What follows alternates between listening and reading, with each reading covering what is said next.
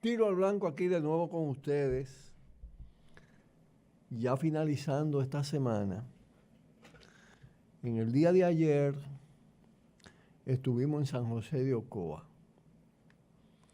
en el sepelio de un amigo entrañable, camarada querido, apreciado y un ser humano verdaderamente excepcional. Me refiero a Plácido Alcántara Casado. Plácido ingresó muy temprano, muy joven, al Partido Comunista Dominicano después de la Revolución de Abril del 65 en Ocoa, los años 70, avanzados los años 70. Él era unos 10 años más joven que yo, poco menos. Y yo lo conocí en la primera visita a Ocoa. Él trabajaba en una ferretería, en forma muy responsable además. Y aunque el dueño era del Partido Quisqueyano Demócrata, era un hombre tolerante y Plácido rápidamente, desde que conoció de la existencia del PCD, ingresó al PCD y fue un miembro, si no fundador, porque habían otros anteriores, muy importante en el desarrollo del PCD en el entonces municipio de Ocoa, que era parte de la provincia Peravia. En la ferretería aprendió plomería y ya cuando sale unos años después de la ferretería se dedica a ser plomero.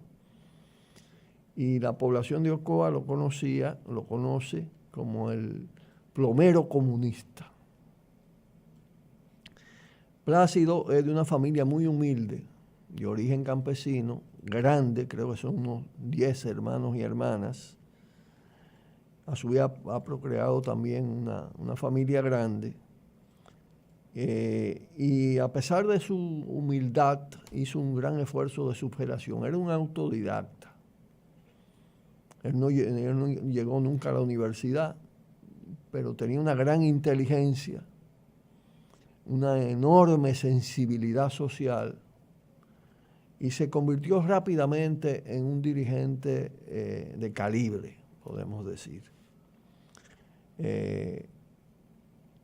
Hay que decir que jamás traicionó a su clase, que el hecho de ser un proletario lo tenía muy a pecho y además asumía la defensa de los trabajadores, las trabajadoras, los humildes, enfrentando el régimen.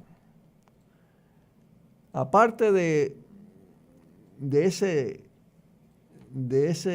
sentido clasista, que además nunca traicionó, hasta ahora, hasta los días de su muerte. Igualmente fue así con el PCD y más tarde pasó por la fuerza de la revolución como todos nosotros y fue parte de la fundación del movimiento camañista. Un dirigente importante de la región sur. Él se destacó porque fue el productor del programa Hablan los Comunistas, de la edición de Hablan los Comunistas en el municipio de Ocoa primero. Y ahí exhibió las condiciones de un gran tribuno, un gran agitador en el mejor sentido de la palabra. Un buen expositor, con mucha emotividad, con mucha agudeza, porque aparte de esa condición en su discurso, era profundo en el análisis y vivía pendiente de todos los temas. Ahí se hizo muy popular y podemos decir que simbolizó el comunismo en la posterior provincia de San José de Ocoa. Fue un símbolo, una figura realmente emblemática que resistió cárceles, torturas, golpizas, persecuciones, intentos de soborno, acoso de los partidos del sistema para tratarlo de atraer, y se mantuvo indoblegable, insobornable. Y eso le dio una fuerza extraordinaria en esa sociedad ocoeña. Hasta los adversarios, los enemigos tenían que respetarlo. Porque además tuvo el tino siempre de no llevar las diferencias políticas, a pesar de convertirse en una especie de pesadilla para los corruptos, los ladrones del balaguerismo, del PRDismo, del PLDismo posteriormente, y de los explotadores. Denunciaba todas las formas de explotación en esa zona. A pesar de eso, él no llevaba las cosas al plano personal y los respetaban. Ganó un espacio en los medios de comunicación después de esa experiencia impactante en el programa Hablan los Comunistas. Y pasó también de la radio a la televisión. Todavía a la hora de su fallecimiento estaba participando en programas de televisión como panelista, ¿no? Y era, repito, un símbolo. Ganó un respeto enorme por la manera como él trataba a sus familiares, lo persuasivo que era y lo respetuoso al mismo tiempo. Y nunca se separó de su pueblo, ni de su familia, ni de su pueblo, ni mucho menos de su clase y de su partido. El viernes, él murió el 5 de diciembre, jueves. Hay un hecho simbólico ahí también. Es el aniversario de la expedición del Granma en Cuba, encabezada por el Che, por Fidel, por Raúl, que él admiró tanto y hizo defensa a fondo de la Revolución Cubana. Coincide en la fecha. Y puedo decir que me sentí muy orgulloso de haber sido su amigo, su camarada.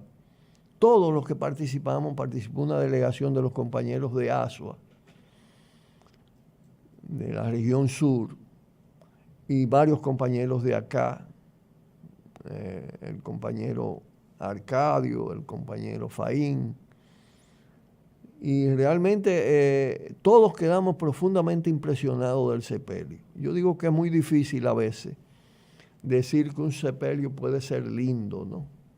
Por todo lo que implica el término de la muerte, en términos de tristeza y dolor. Pero como Chirrín también era un hombre muy alegre, un ser humano del pueblo que se tomaba sus tragos y que, era muy, muy del pueblo.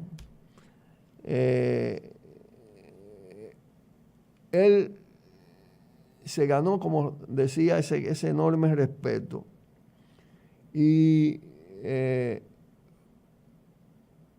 el sepelio se expresó una admiración colectiva, un reconocimiento de su valor, de su ejemplo, presentándolo además como trascendente para las nuevas generaciones. Todo el que habló en el sepelio y las conversaciones, lo único que hacían era elogiar no solo la coherencia, lo inclaudicable de Plácido Alcántara Casado, porque de esta familia también de los Casados de San José de Ocoa, sino también el contenido de su pensamiento, la defensa de sus convicciones. Fue un sepelio con un contenido socialista, combativo, de lucha, además muy bien organizado. Se hizo un acto en la estatua de Camaño antes de llegar al cementerio. Uno de sus hijos, Plácido también se llama, habló muy bien en el sepelio, en el cementerio. Habló cómo impactó su padre en él y el valor que tenía eso para las nuevas generaciones. Él estuvo acompañado de un grupo de compañeros y la determinación de seguir esa lucha. Así que fue dentro de la tristeza que provoca. Pero en definitiva decimos,